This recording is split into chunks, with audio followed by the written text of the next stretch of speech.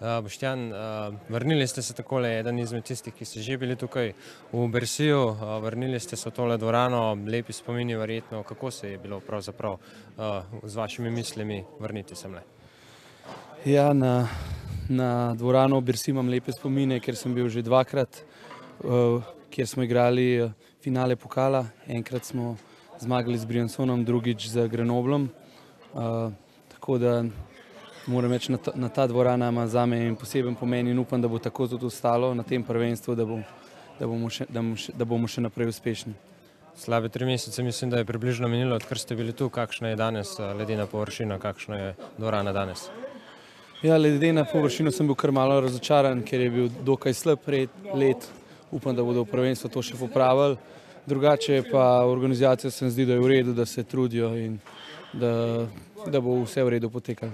Sama pot zjutraj že zgodaj na pot, pa potem v dvorano tako rekoč iz avtobusa, kaj je to pomenilo, zakaj je bil pravzaprav dober ta trening danes?